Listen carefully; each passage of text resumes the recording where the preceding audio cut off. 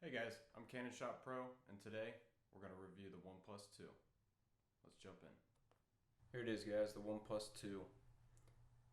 Very nice design. As most of you know, most people are getting the 64 gig version. This is a 64 gig. It's nice. 64-bit Qualcomm Snapdragon 810, 1.8 gigahertz. It's running 4 gigs of RAM, so it should be able to keep up with with all the other flagships out there. I don't know if I'd quite call this a flagship killer without NFC, which is pretty popular with me. That's kind of a deal breaker. I still love the phone. It's definitely one of the faster phones I've ever used. It's never laggy. Every app, every animation, everything runs super fast. It keeps up with the Note 5, with the S6 Edge Plus, the LG G4, with Nexus 6. It's definitely a lightweight flagship, I would call it. The fingerprint sensor is one of the best that I've ever used. It's very, very responsive. The double tap to open and turn on the display is nice, but the fingerprint itself is probably the best fingerprint scanner that I've ever seen. On the outside of the phone, you can see this here. You have your volume rocker and your power button. On the other side, we have our alert switch, which is really decent. It's soft. It clicks when you go into your different modes. It's a really nice, quick way to change the priority of your notifications.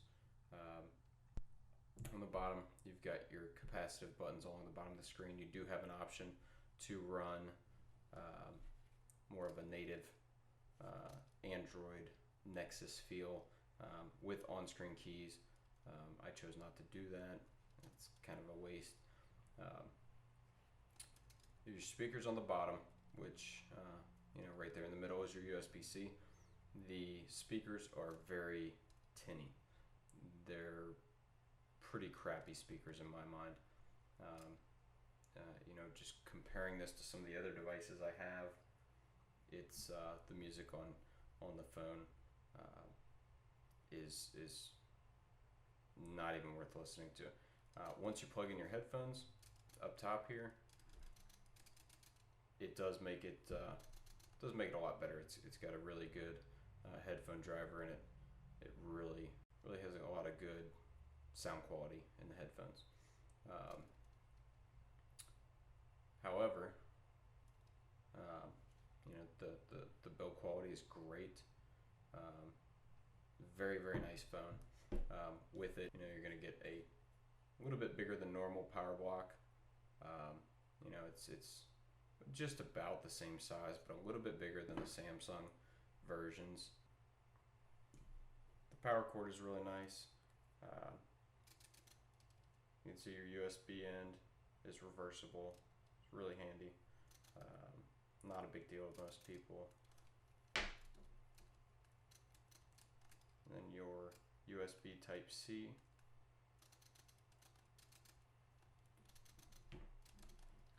Phone does charge about the normal speed of most Android phones. Not comparing it to adaptive charging for Samsung or something like that. But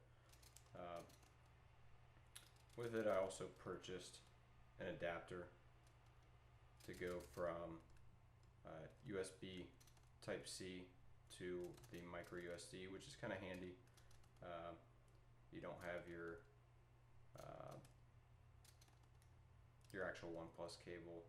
You can utilize another cable.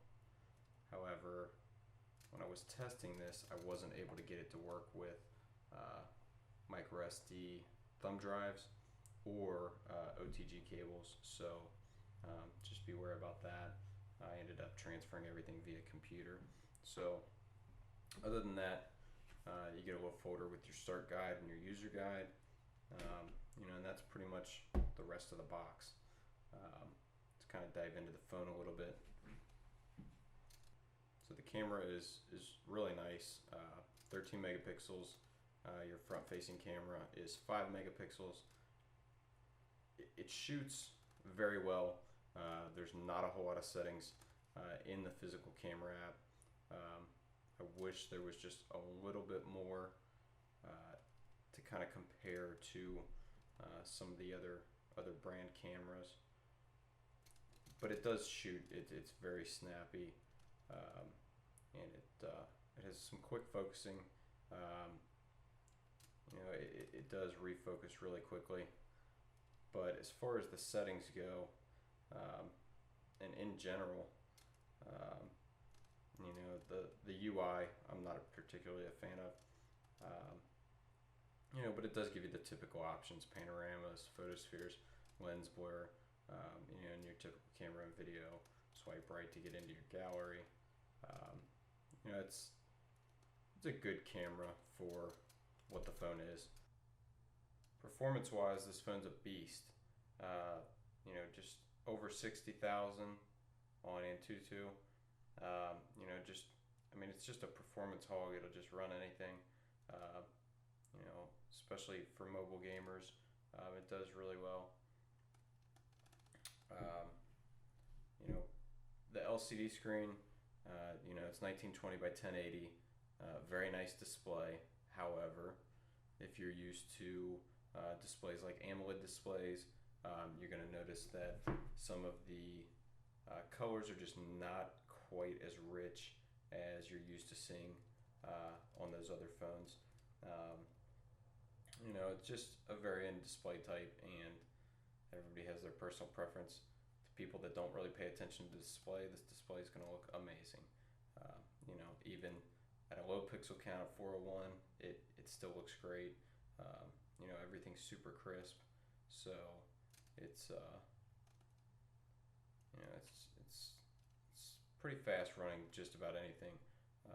You can just see the load of applications running, and it'll scroll right through them pretty quickly. It's fast switching. It's a little bit different setup than we're used to seeing on most phones, but it's overall a really good design. One thing I really don't like about this phone is the capacitive home button. It's a very nice button. It works well. It's got a fast fingerprint scanner. The only thing is that if your hands are greasy or you have dirt that's coming off your hands onto your phone, the fingerprint scanner does seem to have kind of an issue with that. Sometimes it'll just keep telling you that it's not reading your fingerprint, and at that point, I usually just end up typing in my backup password.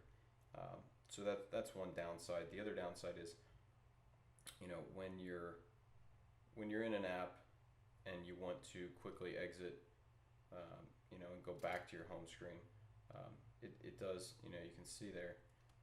Sometimes it has an issue with that. It took me 3 tries to get it back. I've played with this phone for a while, and that's my biggest complaint. Other than NFC, my biggest complaint would be the home button. Everything else is really nice. It's really durable. It feels really good in your hands. With the sandstone black backing, you don't feel like you're going to drop it. Plus you have the option for removable backs. Underneath the back, we do have our dual SIM port. So, it's a really nice phone. As far as size, it's almost the exact same size as my Note 4. Thickness, height, width. Obviously different screen size. It's a 5.5 inch screen.